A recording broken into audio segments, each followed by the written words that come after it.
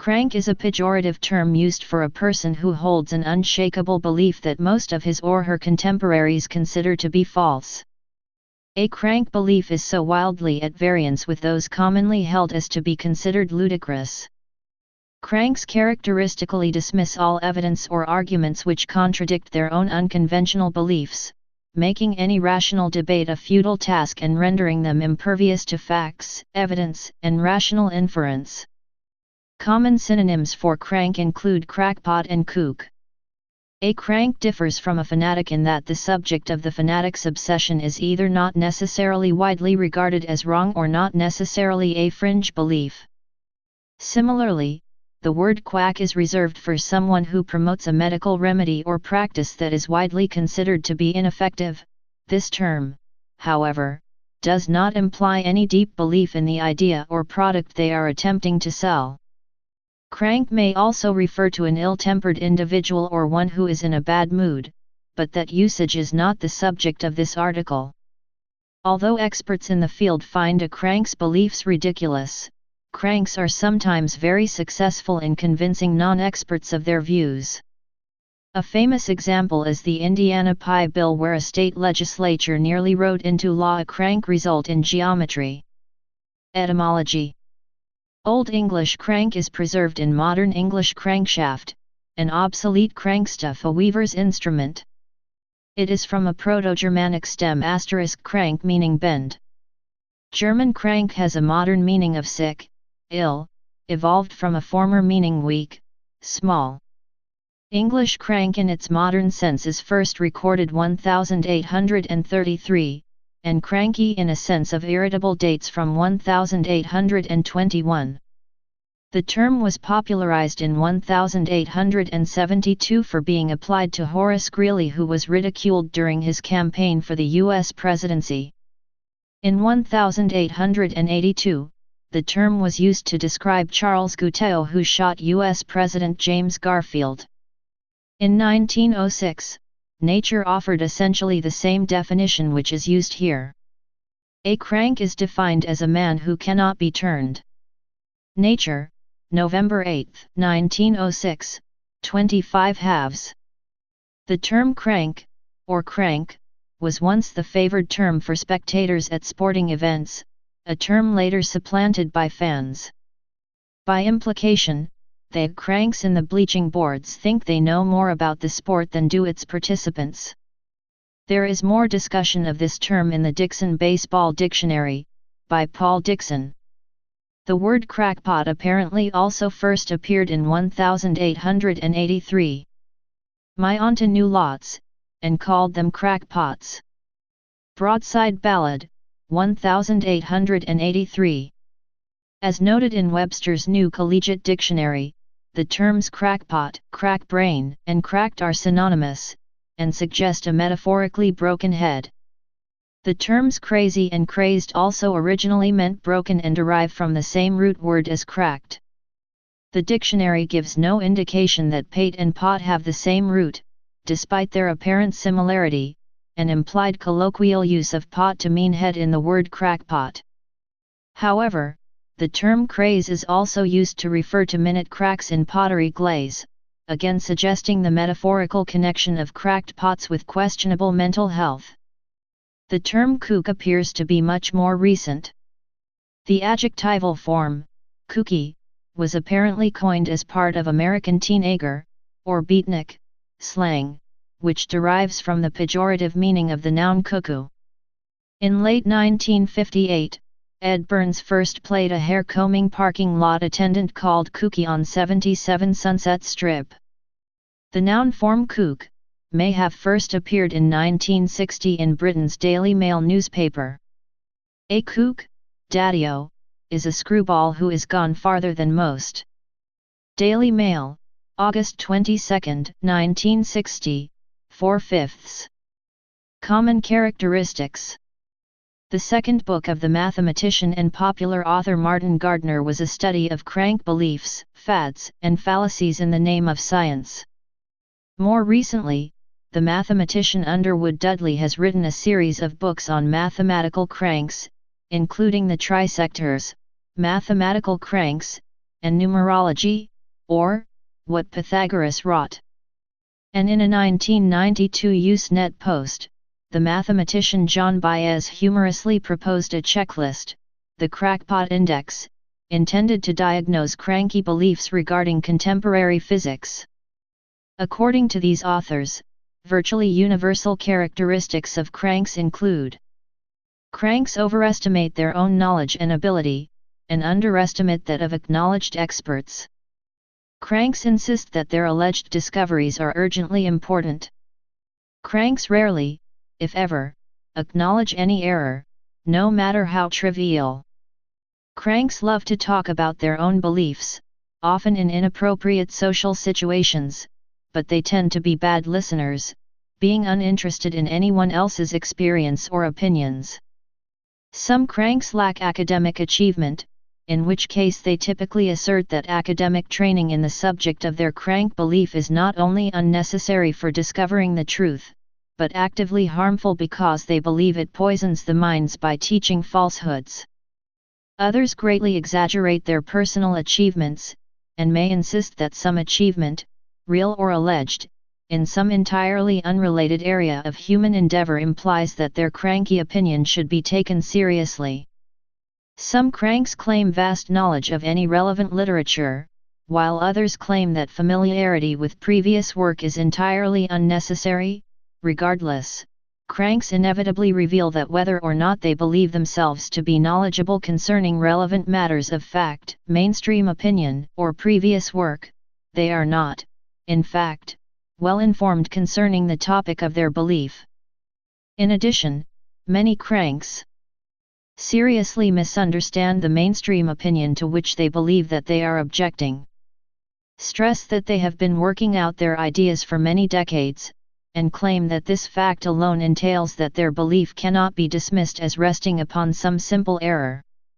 Compare themselves with luminaries in their chosen field, often Galileo Galilei, Nicolaus Copernicus, Leonhard Euler, Isaac Newton, Albert Einstein, or George Cantor, implying that the mere unpopularity of some belief is in itself evidence of plausibility. Claim that their ideas are being suppressed, typically by secret intelligence organizations, mainstream science, powerful business interests, or other groups which, they allege, are terrified by the possibility of their revolutionary insights becoming widely known. Appear to regard themselves as persons of unique historical importance. Cranks who contradict some mainstream opinion in some highly technical field, e.g. mathematics, cryptography, physics, frequently exhibit a marked lack of technical ability. Misunderstand or fail to use standard notation and terminology. Ignore fine distinctions which are essential to correctly understand mainstream belief. That is, cranks tend to ignore any previous insights which have been proven by experience to facilitate discussion and analysis of the topic of their cranky claims. Indeed, they often assert that these innovations obscure rather than clarify the situation. In addition, cranky scientific theories do not in fact qualify as theories as this term is commonly understood within science. For example, crank theories in physics typically fail to result in testable predictions, which makes them unfalsifiable and hence unscientific. Or the crank may present their ideas in such a confused, not even wrong manner that it is impossible to determine what they are actually claiming. Perhaps surprisingly, many cranks may appear quite normal when they are not passionately expounding their cranky belief, and they may even be successful in careers unrelated to their cranky beliefs. Internet cranks. The rise of the Internet has given another outlet to people well outside the mainstream who may get labeled cranks due to Internet postings or websites promoting particular beliefs. There are a number of websites devoted to listing people as cranks. Community-edited websites like Wikipedia have been described as vulnerable to cranks. Science fiction author and critic Bruce Sterling noted in his essay in CatScan 13. Online communication can wonderfully liberate the tender soul of some well-meaning personage who, for whatever reason, is physically uncharismatic. Unfortunately, Online communication also fertilizes the eccentricities of hopeless cranks, who at last find themselves in firm possession of a wondrous soapbox that the Trilateral Commission and the Men in Black had previously denied them. There are also newsgroups which are nominally devoted to discussing alt.usenet.kooks, or poking fun at alt.slack, alt.religion.kibology, supposed cranks. Crank magnetism. The term crank magnetism was coined by physiologist and blogger Mark Hoofnagel on the Denialism blog in 2007 to describe the propensity of cranks to hold multiple irrational, unsupported, or ludicrous beliefs that are often unrelated to one another, referring to William Dembski endorsing both a Holocaust denier and a conspiracy theory put forward by Peter Duesberg. Crank magnetism may be considered to operate wherever a single person propounds a number of unrelated denialist conjectures, poorly supported conspiracy theories, or pseudoscientific claims. Thus, some of the common crank characteristics such as the lack of technical ability, ignorance of scientific terminology, and claims that alternative ideas are being suppressed by the mainstream may be operating on and manifested in multiple orthogonal assertions. Hoofnagel's fellow blogger Oric has discussed crank magnetism in relation to the writings of British columnist Melanie Phillips, who denies anthropogenic global warming and who has promoted intelligent design and the discredited view that the MMR vaccine causes autism in children. Blogger Luke Scientia has commented on the relationship between the number of unrelated claims that magnetic cranks make and the extent of their open hostility to science.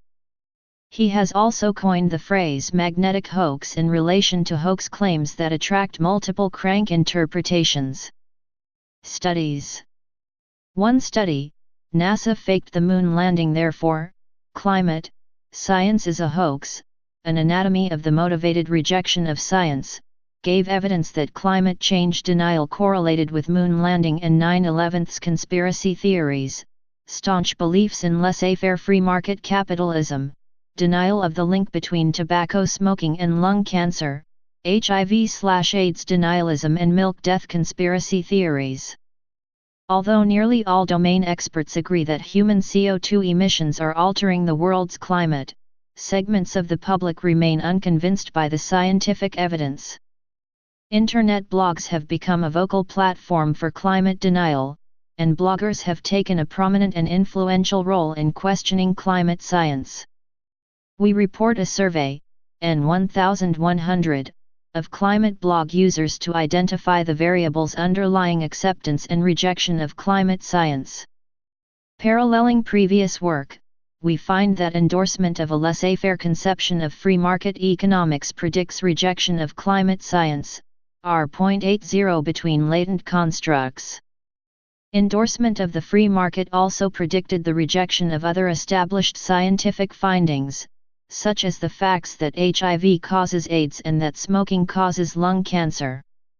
We additionally show that endorsement of a cluster of conspiracy theories, e.g., that the CIA killed Martin Luther King or that NASA faked the moon landing, predicts rejection of climate science as well as the rejection of other scientific findings, above and beyond endorsement of laissez-faire free markets. This provides empirical confirmation of previous suggestions that conspiracist ideation contributes to the rejection of science.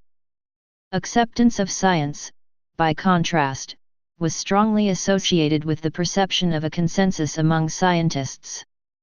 Another study titled Dead and Alive, Beliefs in Contradictory Conspiracy Theories managed to show that, not only will cranks be attracted to and believe in numerous conspiracy theories all at once, but will continue to do so even if the theories in question are completely and utterly incompatible with one another.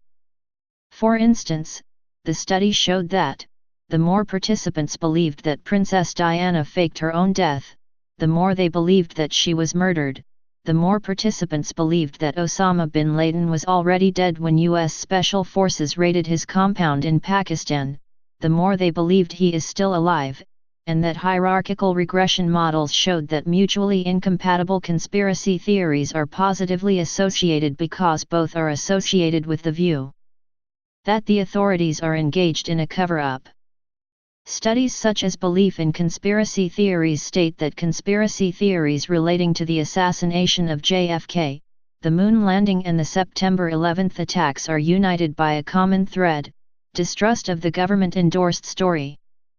This leads the believer to attach other conspiracies as well. Someone with a distrust of the government will likely reject any and all stories or reports directly issued by state agencies or other authorities that are seen as part of the establishment. Thus, any conspiracy will seem more plausible to the conspiracy theorist because this fits with their worldview. Cultic milieu.